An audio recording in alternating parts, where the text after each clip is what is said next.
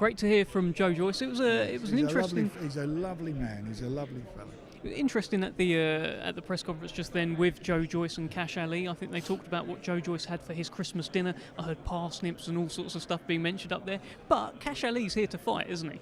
He is. In fact, when he was offered the fight, he jumped in. He jumped in and he said he wanted it. And for Joe, it's a fight he can't afford to lose. There'll be 3 losses on the trot if he loses this. And so he knows his career is literally on the line for this one.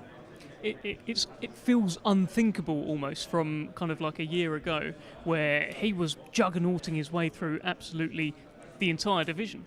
Everybody was saying at the time he would give Tyson or Usyk big problems. Mm-hmm. You know, they would all.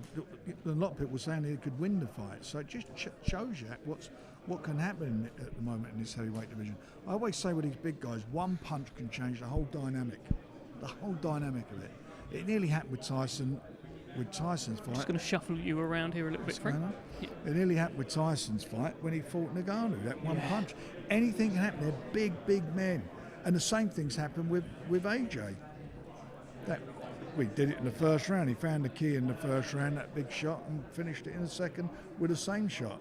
You know, so that's it. I mean, you can never write any of these guys off because they have power.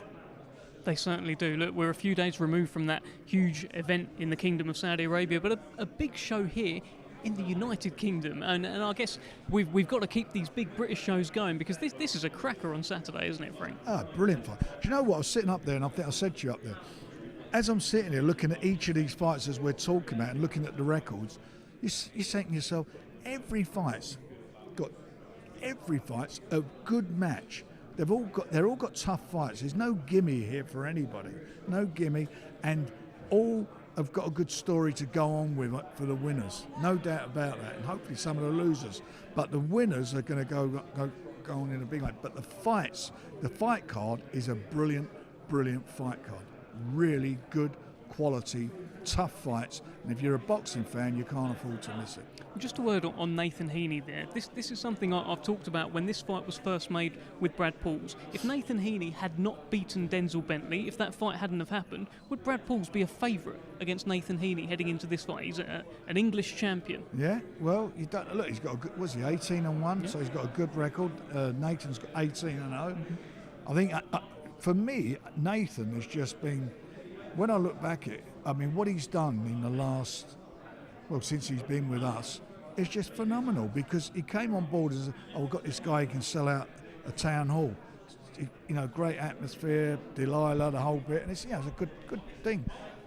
What's happened, he's shown that he can actually fight, and he's shown that he's a good fighter and he can box. And that last performance against Denzel, I mean, that was quite, and it was for a guy who probably went in that fight, I bet he was about 8-1 against to win that.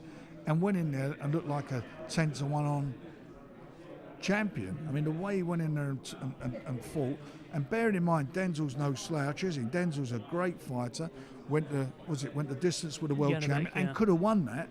If in the earlier rounds he'd have stamped his authority. So, you know, he's a good fighter and he's got an ambition. His ambition is to fight at Stoke City's ground, his hometown's ground. And the only way he can do that, he's got to win this fight.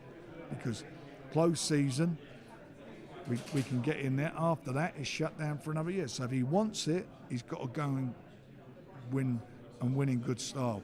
But that's the carrot there. Can he do it? Can he do it with a guy who I feel he replicates how Nathan was in the fight against Denzel.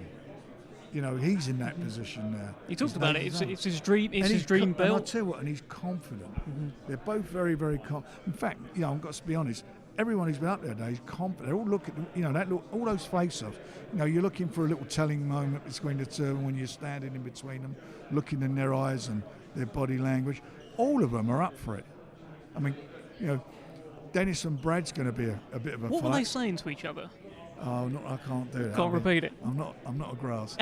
But what they was doing between them, I mean, I'm telling you, there is no love lost there. I hope they'll be friends afterwards, but I'm telling you, that is going to be a real ultra-competitive fight.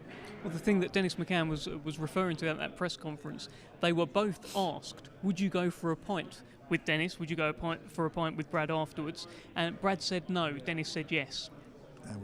Well, let's hope that's not going to be the case.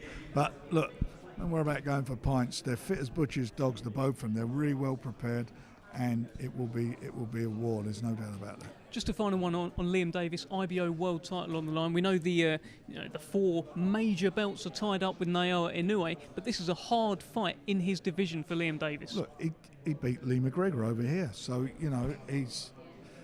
Lee McGregor's a good fighter, and he beat him.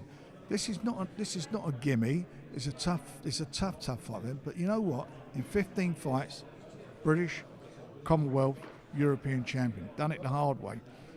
Good fighter, confident fighter, fancies the job, really fancies. If confidence wins fights, he'll win it. But not just the confidence, he has the ability to do it. And he's, and I really do like him as a fighter. I like what he does and I like the way he goes about his work. But he's in with a tough guy. It's his first big title fight, IBO title fight, and he comes through that, then we'll see where we go. There's some good domestic fights to be made. World is his lobster, would you say? The world is definitely his lobster. Frank, thank you so much. Hopefully we'll see you tomorrow for the weigh-in. If not, we'll see you on Saturday. You'll see me when you're looking at me. I intend to look at you very soon. Thank you very much, Frank Warren. And thank you for joining us today. That concludes our press conference. The Magnificent Seven ride again this Saturday night. So many fights with so many stories. I absolutely can't wait for this one. Join us live on the Queensberry YouTube page from 5:30 on Saturday, where we've got Ezra Taylor against a very game opponent for the Commonwealth Silver title. And then we head live to TNT Sports at 6:30 for the Magnificent Seven, riding again. Before that, join us tomorrow for the weigh-in. We'll see you then.